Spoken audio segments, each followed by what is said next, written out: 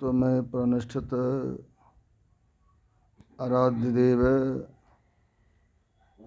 एवं आराध्य देव के लोक में प्रतिष्ठित पूज्यपाद हुजूर श्री के चरणों में सत सत नमन।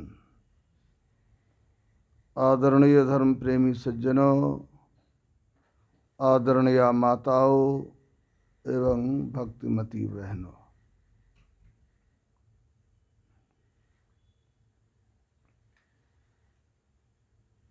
संसार में संत का बड़ा उपकार है। कहा गया है, साध बरे परमारथी घन जौ बरसे आए, तपन बुझावे और को अपनों पारस लाए। संत बड़े परमार्थी होते हैं, बड़े उपकारी होते हैं। जिस प्रकार आकाश में बादल है तो बादल समुद्र से वाष्प लेकर संसार के लोगों को जल देने का काम करता है, उसी प्रकार संत संसार के लोगों को सद्ज्ञान देने का काम करते हैं। संत की बड़ी महिमा है। संत जहाँ जाते हैं वही जगह तीर्थ हो जाता है। उदाहरण के रूप में हम लोग देखते हैं, भगवान बुद्ध का तपस्थली बोध गया है। आज विश्व स्तर में वह चर्चित है, लोग श्रद्धा से वहाँ पर आते हैं। वर्तमान में 20वीं सदी के महान सर्वधर्म समन्वयकारी संत सद्गुरु महर्षि मेही परमहंस जी महाराज का तपस्थली महर्षि मेही आश्रम कुप्पा घाट है। लोग बड़ी श्रद्धा और प्रेम से वहाँ पर जाते हैं। हम लोगों ने देखा, जो कुछ माताएं गई थी, गुफा से मिट्टी लेके आई, अपने प्लास्टिक में बांध के रखी थी। तो मैंने कहा, इस मिट्टी को क्या करोगी माई? कहा, बाबा इस मिट्टी पर गुरु महाराज का चरण पड़ा है, गुरु महाराज यहाँ पर बैठ के ध्यान किए हैं, ये बड़ा तीर्थ है और बड़ा पवित्र मिट्टी है। उन्होंने कही, जहाँ पर मैं पूजा घर बनाऊंगी, जहाँ पर अपने इष्ट को स्थापित करूंगी, तो वहाँ पर इसी मिट्टी को मैं दे दूंगी। ये श्रद्धा है, ये विश्वास है, प्रेम है। अध्यात्म में श्रद्धा, विश्वास और प्रेम की बड़ी आवश्यकता है। अगर श्रद्धा, विश्वास और प्रेम नहीं हो तो लोग अध्यात्म पथ पर आगे नहीं बढ़ पाएंगे। और संत जो होते हैं, सदैव लोगों को सद्ज्ञान देने का काम करते हैं। वैसे संतों में से जिनसे हमें विशेष ज्ञान मिलता है, वे हमारे गुरु हो जाते हैं। और गुरु का बड़ा उपकार होता है। गुरु शिष्य को सद्मार्ग दिखलाने का काम करते रहते हैं। परम संत बाबा देवी साहब जी महाराज गुरुदेव से एक बार कहने की कृपा किए थे, लाला तुम कहाँ उत्तर प्रदेश के मुरादाबाद के हो और मैं कहाँ बिहार के पूर्णिया का हूँ। दोनों के बीच ये सरोकार कैसे हो गया, ये संबंध कैसे हो गया? तो गुरु और शिष्य का संबंध एक जन्म का नहीं होता है। लोगों का विश्वास है जो भगवान बुद्ध को 550 बार जन्म लेना पड़ा और उनकी जो पहले जन्म की कथाएं हैं वो जातक नाम के पुस्तक में संग्रहित है। भगवान बुद्ध ने जब बुद्धत्व को प्राप्त कर लिया तो अपनी पूर्व जन्म की बात लोगों को सुनाए। उसी में एक प्रसंग है। भगवान बुद्ध स्वयं कहते हैं, एक बार एक जंगल में एक तीतर, एक हाथी और एक बंदर रहते थे। तीनों में बड़ा प्रेम था। तीतर भी रहता था वहाँ वृक्ष के ऊपर और बंदर भी रहता था, हाथी भी उस वृक्ष के नीचे रहता था। तो तीनों तो आपस में बहुत दिन से साथ रहते थे। एक दिन आपस में चर्चा चली, हम तीनों में बड़े कौन? जो बड़े होंगे उनका सम्मान किया जाएगा, जो बड़े होंगे उनका आदर किया जाएगा। हम तीनों में से बड़े कौन हैं, इसका निर्णय हो जाए। तो तीनों आपस में बैठे, का कुछ एक संकेत हो तब न पता लगेगा। का जिस वृक्ष के नज़दीक हम लोग रहते हैं, इस वृक्ष को आप कब से देखे हैं? तो हाथी तो सबसे बड़ा जानवर होता है।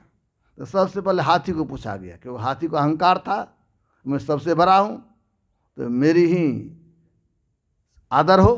तो हाथी को पूछा गया, जो बताइए आप इस वृक्ष को कब से देखते हैं?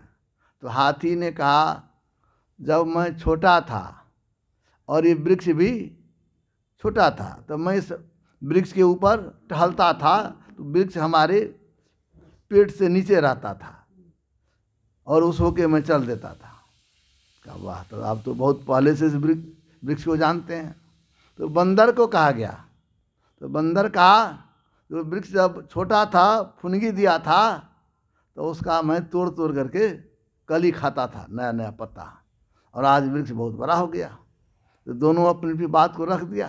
तो तीतर से पूछा गया, अरे तीतर आप बताओ इस वृक्ष के बारे में। कहा देखिए, वहाँ जो दूसरे जंगल में एक वृक्ष है, इस बट वृक्ष, मैं वहाँ पर उसका फल खाया और यहाँ पर आके बीट कर दिया, तो बाद में वही है विशाल वृक्ष बन गया है। तो अब तो निर्णय हो गया, तो बड़े कौन हैं? तो बड़े तो तीतर हो गया, था तो छोटा देखने में। तो भगवान बुद्ध कहते हैं, उस जन्म में सारीपुत्र और मोदगल्यान, तो कहा एक हाथी और बंदर जो था, दोनों उसमें एक सारीपुत्र थे, एक मोदगल्यान थे। और उन्होंने कहा तीतर जो था, तीतर मैं था। भगवान बुद्ध ने कहा तीतर मैं था, और सारीपुत्र और मोदगल्यान में एक हाथी थे, एक बंदर थे। तो भाव क्या हुआ? उस समय भी बंदर के शरीर में थे, हाथी के शरीर में थे, तीतर के शरीर में थे, लेकिन तीनों साथ थे। तो अब वो तीनों साथ थे, कई जन्मों तक का प्रसंग आया है उसमें। और बाद में जब बुद्धत्व को प्राप्त किए हैं, और ये सारीपुत्र भी बहुत बड़े भगवान बुद्ध के शिष्य हो गए, और मोदगल्यान भी बहुत बड़े शिष्य हो गए। भगवान बुद्ध के बाद सारीपुत्र ही संभाला था बौद्ध धर्म को। अब जरा विचार करें, भगवान बुद्ध स्वयं कहें, तो अब इससे निर्णय तो होता है जो गुरु और शिष्य का संबंध भी पहले से रहता है। जब उस तीतर के में था, बंदर में था, हाथी में था, तो उस समय साथ था, तो बाद में भी साथ हुआ। और वैर भी होता है, तो वो भी पहले के जन्म से उसी जातक में आया। जो भगवान बुद्ध कहते हैं, एक बार मैं हाथी के शरीर में था, और उनका एक चचेरे भाई थे देवदत्त, जिनसे बड़ा वैर, बन गया सन्यासी, लेकिन भगवान बुद्ध का बड़ा विरोध करता था, बराबर निंदा करते रहता, झगड़ा करते रहता था। तो बराबर झगड़ा होता था, तो शिष्यों ने कहा महाराज ये बराबर आपसे झगड़ा क्यों कर रहा है, क्या बात है? तो भगवान बुद्ध कहते आज ही नहीं झगड़ा करता है, बहुत पहले से झगड़ा करते आया। कहा एक जन्म में मैं हाथी था और ये बंदर था, तो मैं इनको कहीं कहीं से फल लाता था, तोड़ के खिलाता था, बड़ा प्रेम से इसको मैं रखता था। लेकिन ये क्या करता था, वृक्ष के डाल पर बैठ जाता था, जहाँ मैं रहता था बेटा ऊपर से विष्ठा कर देता हमारे शरीर पर। तो कहा पहले से हमसे बैर था, पहले भी हमको परेशान किया, इसलिए अभी भी परेशान करता है। तो भाव क्या है? ये जो है भाव ये है जो पहले से लोगों का कुछ ना कुछ संबंध बना रहता है, अगले जन्म से भी जुड़ाव रहता है। तो गुरु और शिष्य भी पहले से भी होते हैं। आनंद जो भगवान बुद्ध के पट शिष्य हुए, उनके संबंध भी कहते हैं जब वे भी पहले जन्म में हमारे साथ था और उस समय भी मेरे साथ बड़ा सम्मानजनक व्यवहार करता था और अभी भी कर रहा है। तो भाव ये है जो गुरु और शिष्य का संबंध भी एक जन्म का नहीं होता है, कई जन्मों का होता है। आप लोग उदाहरण जानते हैं, जो संत सुंदरदास जी की बात हमारे पूज्यपाद महर्षि संत सेवी परमहंस जी महाराज कभी कभी सुनाया करते थे। संत सुंदर दास जी का प्रसंग, जो संत दादू दयाल जी महाराज के एक शिष्य हुए जिसका नाम जग्गा था। वो बराबर सेवा में रहते थे। एक दिन भिक्षा की जरूरत हो गई, कपड़ा बनाना था, तो इनको कहा जाओ गांव से कुछ मांग के लाओ। तो गया गांव से मांगने के लिए, सब दिन तो अनाज मांगता था, आज कपड़े की ज़रूरत है तो सूत चाहिए, धागा, तब न कपड़ा तैयार करेंगे। तो गए, तो संजोग से एक माताजी के दरवाजे पर जब जाते हैं, जग्गा, उम्र तो कम ही था जग्गा का, लेकिन गए तो टेर लगाया, उधर से माई निकली। ये कहते हैं जग्गा दे माई सूत ले माई पूत। तो उधर से माई जो सुनी ना, तो संजोग से उनको कोई संतान नहीं हुआ था। तो मन में हुआ जो संतान नहीं है, ये महात्मा जी सस्ते में दे रहा संतान, धागा दे देंगे तो पुत्र दे देगा, तो साधारण बात है। वो गई घर से, पहले तो थोड़ा सा देती, अब खुश हो गए, खूब अधिक धागा लेके उनको झोला में दे दिया। तो जैसे कहता ले बाबा सूत, तो कहता ले माई पूत, कह के चल दिए। जब चल दिए तो गुरुदेव दादू दयाल जी बैठे हुए थे अपने आश्रम में, लेकिन गुरु तो कहीं बैठे रहते हैं, लेकिन अपने शिष्य की रखवाली करते रहते हैं, अपने शिष्य के सुख दुख का ख्याल रखते हैं। तो वो अपने आश्रम में थे और ये लिया धागा, बड़ी उमंग के साथ आ रहे थे। आके जैसे प्रणाम किया, चरणों में धागा रखा, तो गुरुदेव ने कहा बेटा धागा तो बहुत आज है, इतना धागा कहाँ मिल गया? कहा हाँ बाबा हजूर, एक माई के यहाँ गए ना तो बहुत धागा दे दिया। तो गुरु तो जानते थे, लेकिन ये कहना नहीं चाह रहे थे, कहेंगे तो कहीं डांट पड़ जाए, तो बोलना नहीं चाह रहे थे। लेकिन गुरु तो सब कुछ जानते हैं। कहते हैं गुरु तो मन की बात जानते हैं, मन में अब जो कुछ लेके जाएंगे तो उनको पता लग जाता था। हुजूर श्री थे तो बहुत लोग मन की बात कुछ कह लेके जाते थे, कह देते। एक दिन गर्मी का समय था, तो हुजूर विश्राम कर रहे थे, तो विश्राम के लिए अब वो जो पहले लोहा वाला ग्रिल था जहाँ बैठते थे, तो वहाँ पे कैंप खाट लगवाए हम लोग। अब सबको हटा दिए थे, गंजी खोल के उसी पर रात में सोते, गर्मी बहुत था तो गंजी भी खोल लिए थे।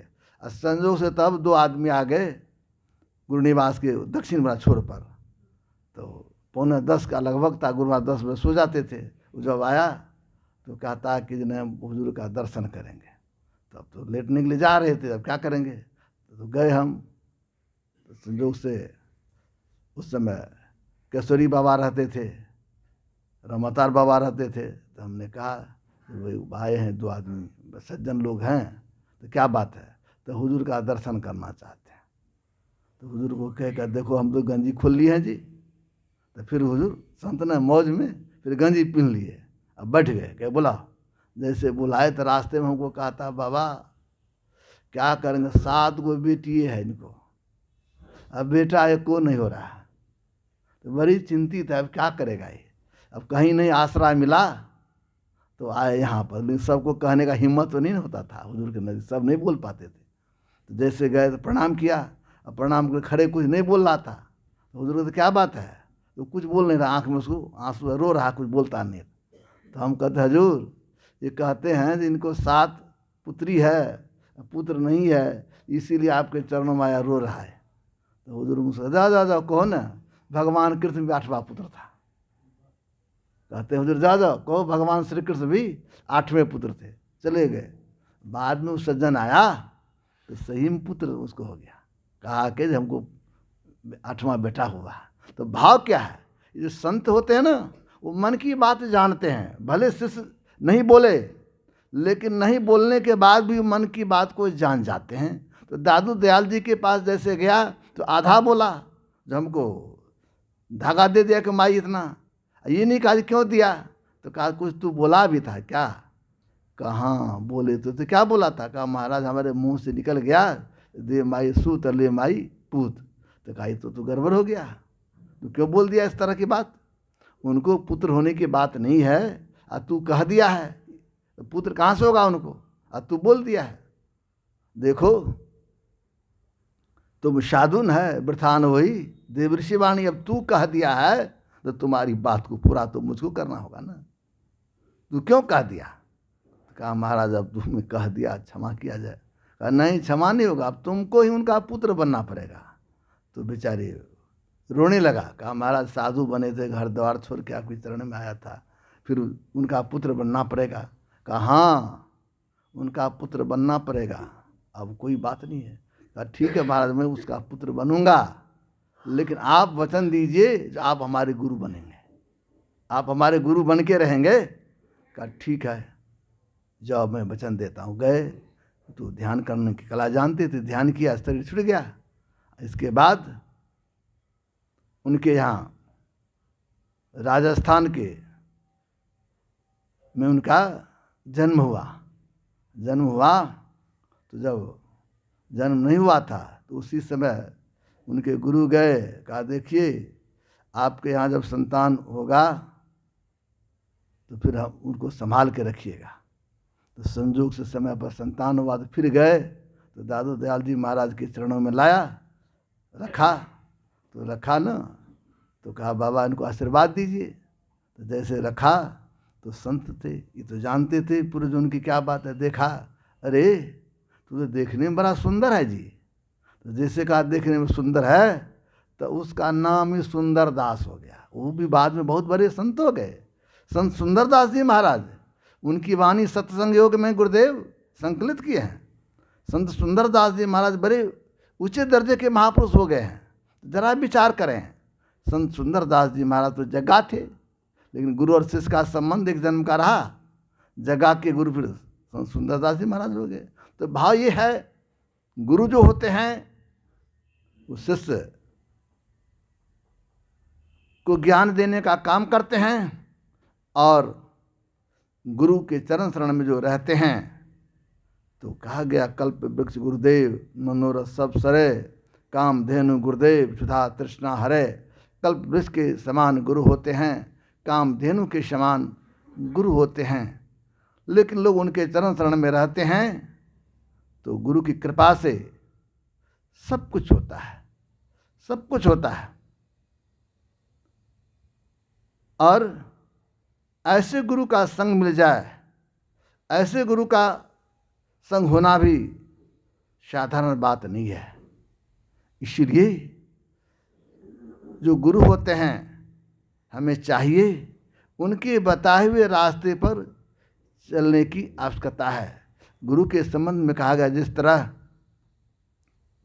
एक मूर्तिकार होते हैं, मूर्ति बनाने वाले होते हैं, सड़क के किनारे पड़े हुए पत्थर को भी काट छाट कर भगवान बना देता है। जो पत्थर का टुकड़ा है उसको छेनी हथौड़ा से काटता है और काट करके क्या बना देते हैं, भगवान बना देते हैं। भगवान राम बना देंगे, भगवान कृष्ण बना देंगे, भगवान शिव बना देंगे। जबकि उस पत्थर का कोई कीमत नहीं है, कोई मोल नहीं है। उस पत्थर पर लोग लात दे के चलता है, उस पत्थर को लात से ठुकराता है, उस पर लोग बैठ भी जाता है। लेकिन वह मूर्तिकार जो होते हैं उनको बहुत बहुत धन्यवाद, उनका बड़ा बड़ा उपकार, जो साधारण पत्थर को दीप्ता बना देता है। मैंने पढ़ा अभी जो हमारे अयोध्या में भगवान राम की मूर्ति स्थापित होने वाला है, तो कहते हैं मूर्ति बनाने वाले कलाकार लोग ना हम हिंदू मुसलमान करके लड़ते हैं, और वो भी कलाकार मुसलमान ही है। तो भगवान को कौन बना रहे वहाँ पर? भगवान को कौन बनाया? पत्थर तो राजस्थान से आ रहा है, लेकिन उस मूर्ति को भगवान रामलला कौन बना देंगे? तो कलाकार बना देते हैं। तो महत्व किनका है? उस कलाकार का महत्व है, लेकिन कलाकार को लोग नहीं देखता है। यह कलाकार का उपकार है, जो कुछ बना दिया तो समाज उस मूर्ति को देवता समझने लगता है और उनकी पूजा करने लगता है। तो दरअसल में जिस तरह उस मूर्तिकार का कितना महत्व है, उसी तरह हमारे जीवन को संवारने वाले, हमारे जीवन को बनाने वाले संत सद्गुरु होते हैं। वो ठोक ठोक करके बनाने का प्रयास करते हैं। जिस तरह हथौड़ा से, छेनी से ठोका जाता है, उसी प्रकार ज्ञान की हथौड़ा से लोगों को ठोकते, कभी डांटते हैं, कभी फटकारते हैं, कभी प्यार देते हैं, कभी पुचकारते हैं, और तब सतपथ पर लाने का काम करते हैं। ऐसे होते हैं गुरु। तो गुरु के चरण शरण में जाने की आवश्यकता है। संत कबीर साहब ने बड़ा अच्छा कहा, तीन लोक नौ खंड में, गुरुते बरा न कोई, करता करे न कर सके, गुरु करे सो होए। 3 लोक और 9 खंड में गुरु से बढ़कर कोई दूसरा नहीं है। कर्ता मतलब जिन्होंने सृष्टि किया, वो जो नहीं कर पाते हैं वो गुरु करते हैं। तो लोगों के मन में संदेह होगा, कर्ता क्या नहीं करते हैं? एक भक्ति ने सहजो भाई, उन्होंने बड़ा अच्छा कहा, राम तजु पे गुरु न विसारो। कहते राम को मैं छोड़ सकती हूँ, लेकिन गुरु को मैं नहीं छोड़ सकती। क्यों? तो गुरु क्या किया और राम ने क्या किया? राम क्या किए? संसार में भेज दिया, संसार में उलझा दिया और अपने आप को छिपा लिया। लेकिन गुरु क्या करते हैं? गुरु ज्ञान रूपी दीपक देकर दिखा देते हैं, समझा देते हैं और परमात्मा को भी लखा देते हैं। ये गुरु का उपकार है। इसीलिए गुरु का बहुत बड़ा उपकार है। हमें चाहिए अपने जीवन को संवारना है, अपने जीवन को बनाना है, तो संत सद्गुरु के चरण शरण में रखें। सत्संग करने की आवश्यकता है। सत्संग से भी जीवन संवरता है, सत्संग से सुंदर संस्कार आता है। और जो संत होते हैं, जो लोग पथच्युत होने वाले होते हैं, उनको भी प्रेरित करके सुंदर पथ पर लाने का काम करते हैं। हमारे देश के राष्ट्रपति, पूर्व राष्ट्रपति डॉक्टर APJ कलाम हुए, आप लोग जानते होंगे। वह बहुत गरीब परिवार से थे और उनकी पढ़ाई लिखाई में भी उनको बड़ी परेशानी थी। किसी तरह पढ़े, और जब पढ़े तो उनकी इच्छा थी जब मैं पायलट बनूं। उन्होंने लिखा है, उनकी आत्मकथा में मैंने पढ़ा, उन्होंने लिखा जब मैं पायलट बनना चाहता था। पायलट बनने के लिए वो गए थे परीक्षा देने के लिए देहरादून की तरफ, और वहाँ जब परीक्षा देने के लिए गए तो कुछ नंबर से ये छूट गए, इनका सिलेक्शन नहीं हुआ। तो गरीब तो थे ही, यहाँ केरल कहाँ उधर गया था, किसी तरह वहाँ तो गए थे। अब भोजन भी नहीं किया, ओट सूखा हुआ है, बड़ी चिंतित है, अब क्या करेंगे। कितना मेहनत से यहाँ आया, उम्मीद लेके जब पायलट बन जाऊँगा तो अच्छा हो जाएगा, लेकिन हमारा सिलेक्शन नहीं हुआ, चुनाव नहीं हुआ, अब क्या करेंगे। उदास होकर के मन में सोचना, घर लौट के जाऊँ कि नहीं जाऊँ, कि इधर ही रह जाऊँ, मन में होता ना उधेर बुन।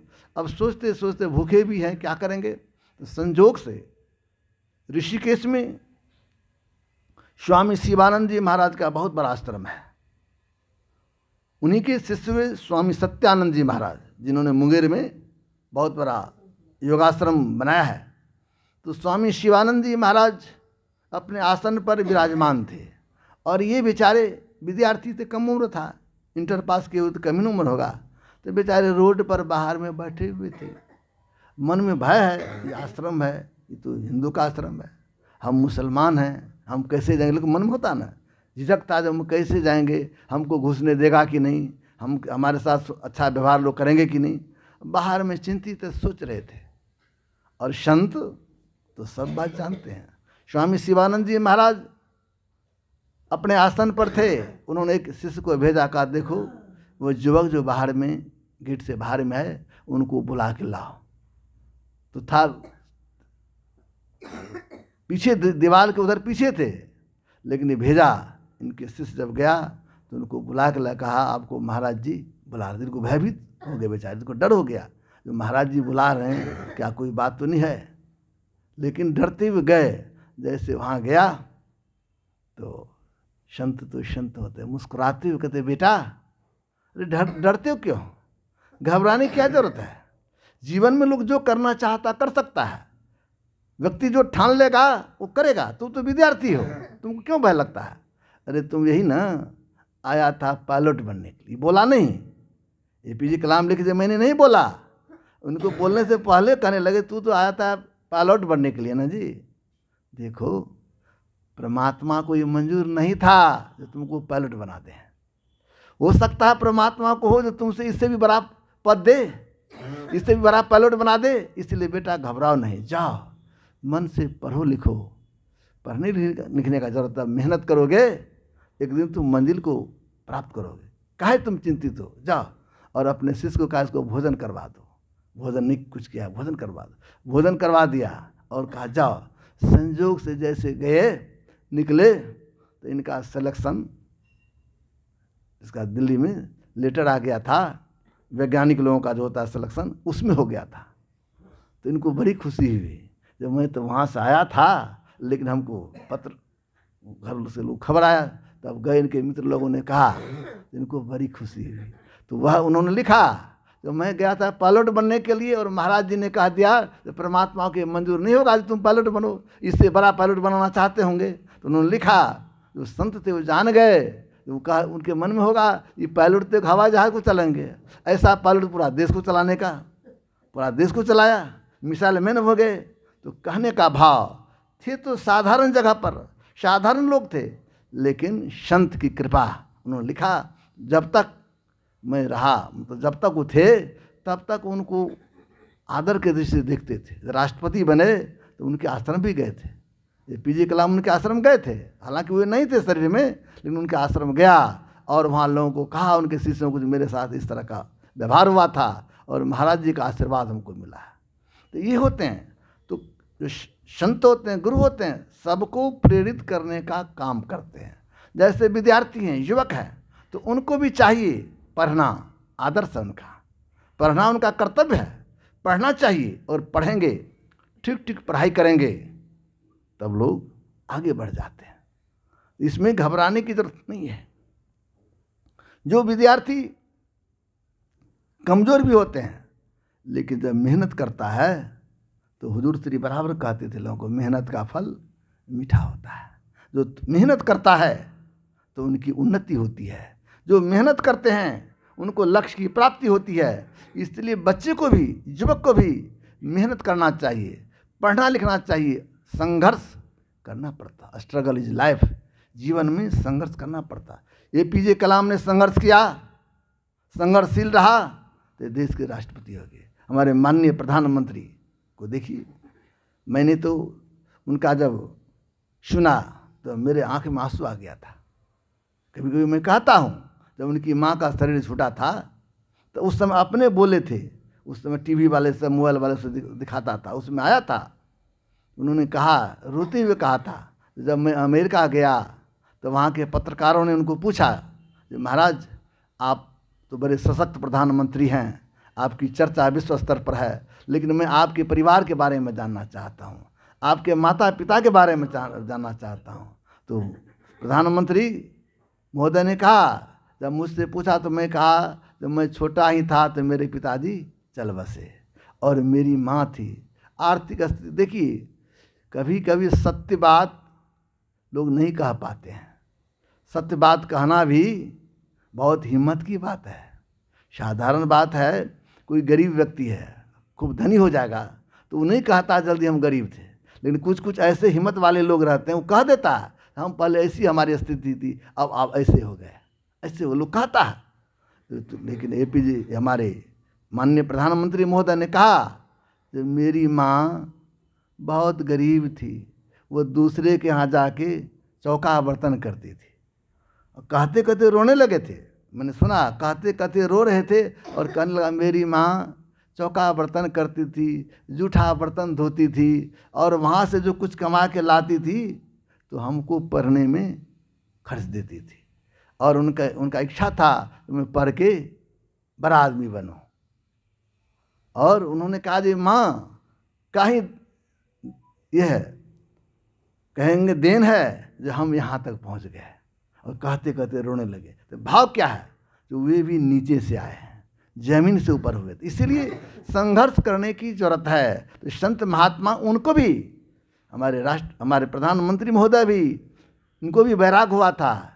ये भी भाग गए थे घर से, हिमालय चले गए थे, वहाँ भी रहे थे। और रामकृष्ण मिशन के स्वामी आस्थानंद जी महाराज जो प्रेसिडेंट हुए थे, उनसे दीक्षा लिया था। ये वहाँ पर रहते थे, गुजरात में ही, वहाँ के आश्रम के ये सचिव थे उस समय। तो वहाँ उनसे बड़ा संपर्क में आया और उन्होंने प्रोत्साहित किया। और प्रोत्साहित किया तो उन्होंने कहा जो स्वामी जी ने मुझे प्रोत्साहित किया तभी मैं यहाँ तक आया हूँ। तो भाव क्या है? संत महात्मा जो होते हैं लोगों को प्रेरित करते रहते हैं। प्रेरित करने का काम संत महात्मा का है। सतपथ पर लोग चलें, इसके लिए वो प्रेरित करते हैं। इसलिए संतों का संग की जरूरत है। जो सत्संग करते हैं, तो सत्संग करने से सुंदर संस्कार का निर्माण होता है। अभी आपने सुना, सठ सुधरहि सत्संग गति पाई, पारस परस कुधात सुहाई। सठ भी सुधर जाते हैं जब सुंदर संग मिलता है, और सुंदर व्यक्ति भी बिगड़ जाता है जब उनको कुसंग मिलता है। कुसंग मिलता, कल ही की बात है, परसों की बात, एक जगह हम लोग सत्संग में गए। एक विद्यार्थी के बारे में कहा जो बाबा ये बहुत तेज था पढ़ने में, और यह नवोदय से पास किया है, टॉप किया था अपने समय में, लेकिन घर आया तो उसको पढ़ने लगे। लेकिन घर में 2-4 युवक से इसको संग हो गया जो खाने पीने वाला था। अब इसको ऐसा बिगाड़ दिया जब अब शराब के बिना नहीं रहता। तो मैंने उनको कहा कि भाई अब आप नहीं पिएगा। जब मैं गाड़ी पर बैठने लगा तो आया प्रणाम करने के लिए, तो मैं उनको एक प्रसाद दिया, अब तो नहीं पिएगा जी? तो नहीं बाबा अब नहीं पिएंगे। कहा देखो तो क्या बोलता है, छोड़ देगा? तो हाँ बाबा अब शराब हम नहीं पिएंगे, अब ठीक से रहेंगे। तो भाव क्या है? भाव ये है, अच्छे लोग भी अगर कुसंग हो जाता है तो अच्छे लोग भी बिगड़ के खराब हो जाता है। और बिगड़े हुए व्यक्ति को अगर सुंदर संग मिल जाता है तो वह सुधर के अच्छे लोग बन जाते हैं। इसीलिए सठ सुधरहि सत्संगति पाई, पारस परस कुधात सुहाई। कहते हैं सत्संग से व्यक्ति का सुधार होता है, सत्संग से लोगों का संस्कार का निर्माण होता है, और सत्संग करने से लोगों में सद्गुण आता है। इसीलिए सुनि समझई जन मुदित मन, मज्जहि अति अनुराग, लहि चार फल अक्षत तनु, साधु समाज प्रियाग।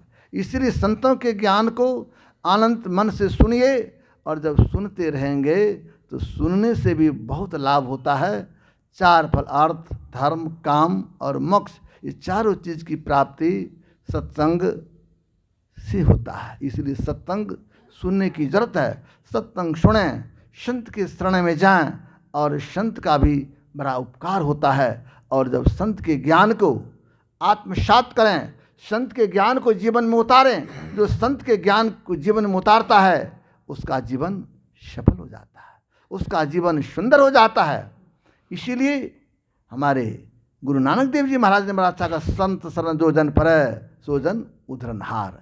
संत के शरण में जो जाता है उसका उद्धार हो जाता है, उसका सुधार हो जाता है। इसीलिए संत के शरण में जाते हैं, और उसी संत में से जो हमको ज्ञान देते हैं वे हमारे गुरु कहलाते हैं। और गुरु के बताए हुए रास्ते पर चलें। गुरु क्या कहते हैं? गुरु कहते हैं अंतर मार्गी बनिए, अंतर के पथ पर चलिए। जो कोई अंतर के पथ पर चलते हैं तो उनका कल्याण होता है। देखिए गुरु का जीवन में कितना महत्व है। आप लोग जानते हैं मीराबाई जब छोटी थी उसी समय से उनके अंदर भक्ति का संस्कार था, और इतना उनके अंदर संस्कार था तो उनको भगवान श्री कृष्ण का दर्शन होता था।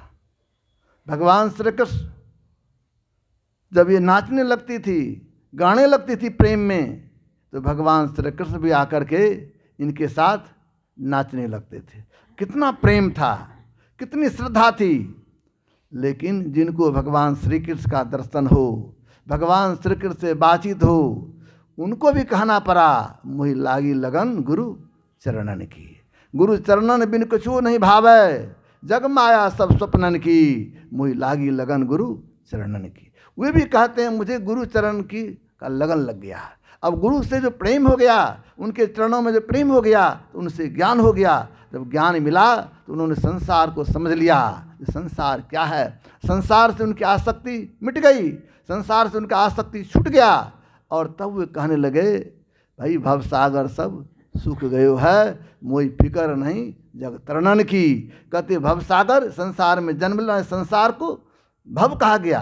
ये भव सागर है, इसमें लोग आते हैं, जन्म लेते हैं, मरते हैं, ये आना जाना लगा रहता है। इसी को हमारे गुरुदेव कहते यही विधि जेवे भव पार, मोर गुरु भेद दिए। कहते इस भव सागर से पार होना चाहते हैं तो गुरु से भेद लेने की जरूरत है। और मीरा भाई कहती है, बहुत उत्साह के साथ कहती है, भव सागर सब सूख गयो है, मोई फिकर नहीं जग तरणन। कहते सब सूख ही आ गया। जब सूख गया तो फिर तरणन में क्या है, जब पानी रहेगा तब न डूबने का भय है। कहते सब सूख गए हैं। अब ये मीराबाई कहते, और मीराबाई कहते कहते अंत में कहते, मीरा के प्रभु गिरधर नागर, आस करो गुरु चरणन की। अब गुरु चरण शरण की बात कर, जबकि उनको मीराबाई को भगवान श्री कृष्ण का दर्शन होता था, लेकिन वे भी कहते गुरु की आस करें, गुरु चरण शरण की बात करते। मीराबाई के गुरु हुए संत रविदास जी महाराज, जिन्होंने स्वामी रामानंद जी महाराज से दीक्षा लिया था। वे संत कबीर बाबा के गुरु भाई थे। स्वामी रामानंद जी महाराज के कई शिष्य उच्च श्रेणी के महापुरुष हो गए। जिस तरह स्वामी रामानंद जी महाराज के ही शिष्य संत कबीर साहब हो गए, उन्हीं के शिष्य स्वामी रामानंद जी महाराज हो गए। उनके और सब शिष्य हुए जो ऊंचे दर्जे के हो गए। तो भाव क्या है? भाव ये है, जो संत होते हैं, गुरु होते हैं, उनके चरण शरण में जाएंगे तब तो कल्याण होगा। और गुरु कहते हैं क्या? गुरु कहते हैं संसार में आए हो, संसार के भी कर्तव्य का निर्वहन करो, संसार का जो कर्म है उसको करो, और साथ साथ परमात्मा भजन भी करते रहो। संसार के कामों को छोड़ना नहीं है, संसार के कामों को करते रहिए और परमात्मा भजन करते रहिए। ऐसा नहीं सिर्फ संसार के काम में उलझ जाएं, संसार के व्यापार में अपने आप को खपा दें और परमात्मा भजन नहीं करें, सो नहीं। संसारिक काम को भी करें और परमात्मा भजन भी करें, तब तो अच्छा होगा। संतों ने कहा ये भक्ति करें, परमात्मा भजन भी करें और संसार के भी काम को करें। लेकिन लोग इस बात को नहीं समझते हैं। संत कहते हैं दोनों हाथ, गुरुदेव कहते थे हुजूर श्री दोनों हाथ लड्डू। दोनों हाथ लड्डू मतलब ध्यान भजन करेंगे, सत्संग करेंगे, और तब क्या होगा, संसार भी मिलेगा ठीक से और परमार्थ भी बनेगा। इसलिए दोनों हाथ लड्डू मतलब ध्यान भजन भी कीजिए, तो ध्यान भजन करेंगे तो संसार भी मिलेगा। गुरु महाराज कहते थे जो ध्यान भजन करते रहते हैं उनको मोटे अनाज और मोटे वस्त्र की कमी नहीं होती है, उसको परमात्मा व्यवस्था देते रहते हैं। लेकिन हम लोग समय से ध्यान भजन करते रहिए, समय का पक्का होना चाहिए। समय पर जो समय निर्धारित है उस निर्धारित समय पर जरूर बैठिए। कहते थे कुछ देखो या न देखो, लेकिन जरूर बैठो। हम लोग बैठना ही छोड़ देते हैं। इसलिए संतों ने कहा बैठिए, और जब हम लोग बैठते हैं जप करने के लिए तो मन जप में नहीं लगता है, मन भागता है। संतों ने कहा मन भागता है तो मन को लौटा लौटा करके जप में लगाइए, मन को प्रबोधिए, मन को समझाइए, समझा बुझा के मन को कहिए, इसी काम से कल्याण होगा, इसी को करने से तुम्हारा जीवन सुधरेगा। इसीलिए मन को बराबर जब समझावेंगे तब मन मानेगा। इसीलिए बराबर जप करते रहिए, बराबर ध्यान करते रहिए। हमारे गुरुदेव कहते थे जप और ध्यान जो करते हैं तो उनको सब कुछ प्राप्त होने लगता है। इसलिए जप और ध्यान करने की जरूरत है। इसलिए गुरुदेव को अति पावन गुरु मंत्र मन ही मन जाप जपो, उपकारी गुरु रूप को मानस ध्यान थपो। इसीलिए गुरु प्रदत्त मंत्र को जपते रहिए। कोई काम करते हैं तब भी जपते रहिए, भोजन में गए भोजनालय में भोजन बना रहे हैं तब भी जप करते रहिए, दुकान में बैठे हुए हैं वहाँ भी जप करते रहिए, तो बड़ा अच्छा होगा। जो हमारे गुरु महाराज कहते थे आराध्य देव, जो सत्संग और ध्यान करता है तो प्रतिकूल परिस्थिति भी अनुकूल हो जाता है। सिर्फ उसमें लगे रहते हैं तब, जब उसमें लगे नहीं रहते हैं तब परेशानी होती है। हाँ, प्रारब्ध है, तो प्रारब्ध कर्म जो होता है उसमें भी कटाव होता है, उसमें भी कमी होती है, लेकिन प्रारब्ध जो है उनका भोग तो जब आता है तो कुछ न कुछ तो भोगना ही पड़ता है। भगवान राम आए, भगवान कृष्ण आए, उनको भी प्रारब्ध कर्मानुसार, जबकि वो काट छांट सकते थे, उनको भी परेशानी बढ़ी। तो जीवन में उतार चढ़ाव कुछ न कुछ तो होता है, लेकिन हम लोगों को दृढ़ता के साथ, चाहे जीवन है तो भगवत भजन करते रहें। देखिए, जब यह भगवान श्री कृष्ण चले गए, पांडव लोग भी जब जाने लगे, तो अर्जुन अपने पोता को राज दिया, परीक्षित को राजा बनाया। परीक्षित बड़े प्रतापी राजा थे, उनके राज्य में सब जगह धर्म की बात लोग करते थे। एक दिन परीक्षित सवेरे निकले तो देखते हैं एक काला कलोटा व्यक्ति जा रहा है और एक पशु को पीटते हुए जा रहा था, भागते हुए जा रहा था पशु। तो रोका, भाई इस तरह क्यों करते हो, गाय को क्यों परेशान करते हो? तो देखा वो जानवर का 4 पाँव में से 3 पाँव टूटा हुआ था, एक के पाँव से घिसियाते किसी जा रहा था, ऊपर से लाठी दे रहा था। तो उसको रोका, आप कौन हैं? कहा महाराज मैं कलयुग हूँ। कहा सतयुग में धर्म 4 चरण से, त्रेता में 3 चरण से, द्वापर में 2 चरण से और कलिकाल में 1 चरण से, मतलब 3 चरण साफ। तो कहा महाराज आप क्या कहना चाहते? कहा मैं कलयुग हूँ, सतयुग, त्रेता, द्वापर, क्रम बना हुआ भगवान की तरफ से, इसके बाद मेरा राज्य होगा। आप यहाँ के राजा हैं, आप हमको बताइए हम कहाँ रहेंगे, हमारा निवास कहाँ होना चाहिए। जब तक आप आदेश नहीं देंगे तो मैं आपके राज्य में प्रवेश नहीं करूँगा, आप बताइए। तो राजा परीक्षित बहुत देर तक सोचा, तो कहा तुम्हारा निवास जहाँ लोग जुआ खेलता है वहाँ तुम जाके रहेगा, जहाँ लोग मदिरा पीता है वहाँ जाके रहेगा, जहाँ लोग हत्या करता है, मांस मछली का जो करता है, काटता है, वहाँ रहेगा, और जहाँ पर नाचने गाने वाली रहती है वहाँ जाके रहेगा। तो कलयुग हाँ जो कि महाराज आप राजान हैं, आपको न्याय न करना चाहिए, जैसा जैसा जगह बताए हैं कोई भला लोग वहाँ जाएगा। जब कोई भला लोग नहीं जाएगा तो मेरा राज चलेगा, हम कैसे रहेंगे बताइए। आप राजा हैं, सब गड़बड़ जगह हम ही को बता रहे हैं, तो कुछ तो बढ़िया बताइए। तो राजा के मन में नहीं हुआ, काट जाओ तुम्हारा बात सोना में भी होगा, तुम्हारा अधिकार सोना में भी होगा, कह तो दिया। अब राजा आए, राजा भूल गए इस बात को, रोज़ मुकुट पहनते थे सोना का, जब दिन में चले शिकार खेलने के लिए तो वही मुकुट सोना का पहन लिया। अब जब सोना का मुकुट पहन लिया तो वही तो अधिकार दे दिया था, जो सोना में बास कलयुग कपार में सवार हो गया। अब गए शिकार खेलने के लिए, एक सांप मरा हुआ उनको मिला, आ रहा था, प्यास लगी, पानी कहाँ जाएंगे पीने के, देख महात्मा जी के कुटिया पर गए तो महात्मा जी बैठ के ध्यान कर रहे थे। ये पानी मांगा तो महात्मा जी तो ध्यान में थे, समाधिस्थ थे, तो नहीं सुने इनके बात को। 2 बार 3 बार आवाज़ दिया, नहीं सुना तो गुस्सा उठ गया, कैसा महात्मा है, हम राजा हो गया आए पानी मांगने के लिए, हमारे राज में रहता, सम्मान भी नहीं किया। गुस्सा करके धनुष में जो बाण में जो लटका हुआ था मरा हुआ सांप उठा के गले में लपेट दिया, चला गया। तब तक में उनका बेटा छोटा खेल रहा था, सब उन्होंने कहा देखो जी तुम्हारे बाप के गले में मरा सांप लटका दिया है राजा परीक्षित। तो आया दौड़ के देखा, हमारे पिताजी के गले में सांप लटकाया हुआ है।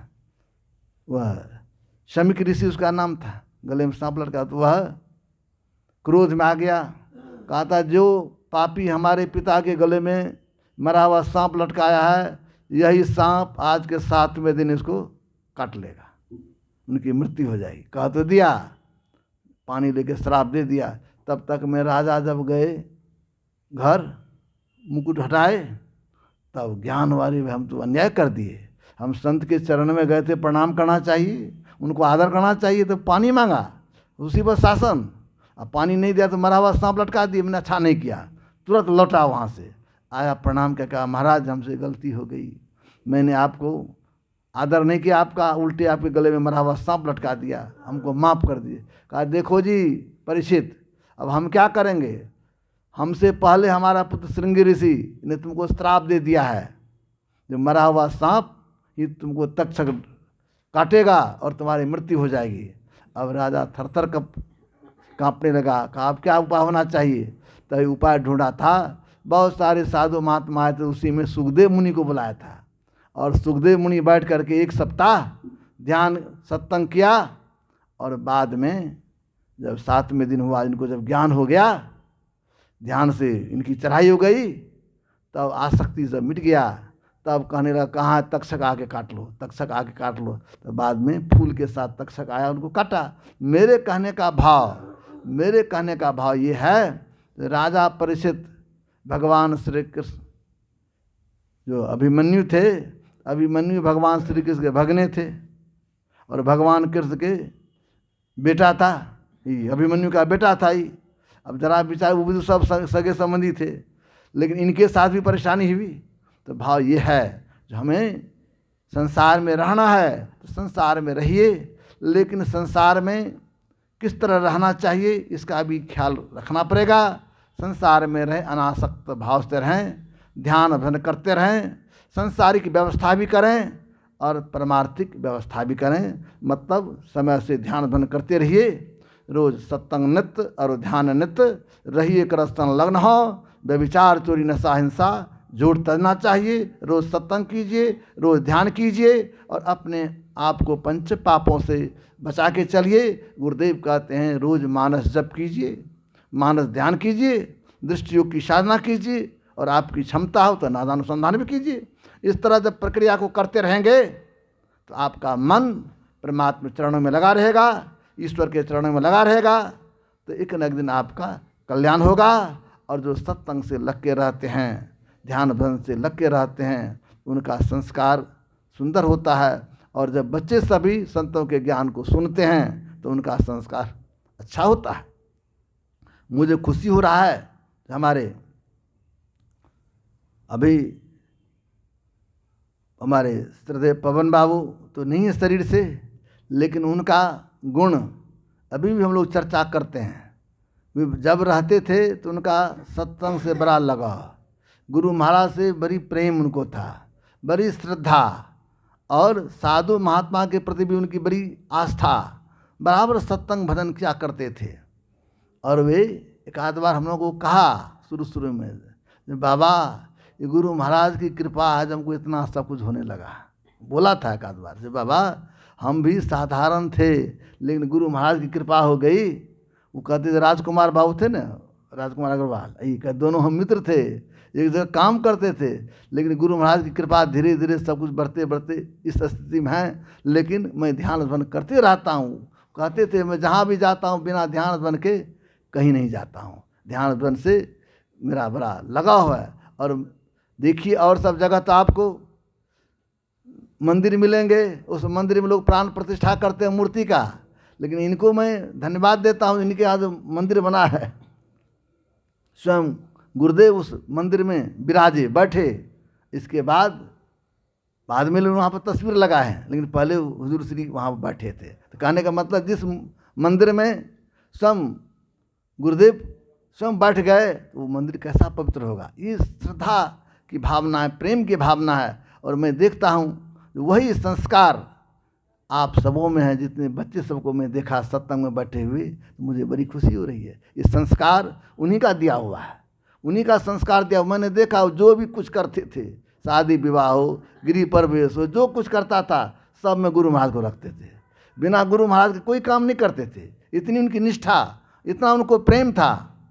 और उसी का फल है आज उनके जितने बाल बच्चे हैं सबको सत्संग से इतना लगाव है, सत्संग से इतना प्रेम है, और सब सत्संग से जुड़ के रहते हैं, सब सत्संग से जुड़ के रहते हैं। आज यहाँ पर सत्संग हो रहा है, मुझे बड़ी खुशी हो रही है। मुझे यहाँ पर आप सबों से मिलने का मौका मिल रहा है। इस बहाने, सत्संग के बहाने एक दूसरे से मिल रहे हैं, बड़ा अच्छा है। ये गुरुदेव की कृपा है। मैं चाहूँगा इसी तरह आप लोग ध्यान भजन सत्संग करते रहें तो बड़ा अच्छा होगा। और बच्चे सब पढ़ाई लिखाई भी करें, अपने कर्तव्य का निर्वहन करें, लेकिन सदाचार का पालन करते रहें तो बड़ा अच्छा होगा। हमें चाहिए जीवन को सुखमय बनाना चाहते हैं तो सत्संग और ध्यान को जीवन में उतार के रहेंगे तो हम लोगों का यह लोक और परलोक दोनों संवरेगा। लोग संसार से चले जाते, जाना तो सबको है, मृत्यु तो सबकी होगी, लेकिन जो यशवान रहते हैं, जिनकी कृति रहती है, वही संसार में जीवित रहते हैं। जो जिनकी कृति है, समझ शरीर नहीं है लेकिन उनकी यश है, कृति है, तो समाज में जीवित रहता है, लोग उनको याद करते रहते हैं। तो हमारे पवन बाबू वो सत्संग से बड़ा लगाव, ध्यान भजन से बड़ा लगाव, तो वे बराबर सत्संग करते थे और उन्हीं के की देन है आज यहाँ पर सत्संग ध्यान भजन हो रहा है। तो मुझे बड़ी खुशी हो रही है। मैं गुरु महाराज से प्रार्थना करता हूँ, आप लोग जितने उनके परिवार के बाल बच्चे सगे संबंधी हैं, सबको गुरु महाराज की कृपा बनी रहे और सब सत्संग भजन से लगे रहिए तो बड़ा अच्छा होगा। इन्हीं के साथ मैं अपने वाणी को विराम दे रहा हूँ। श्री सद्गुरु महाराज की जय।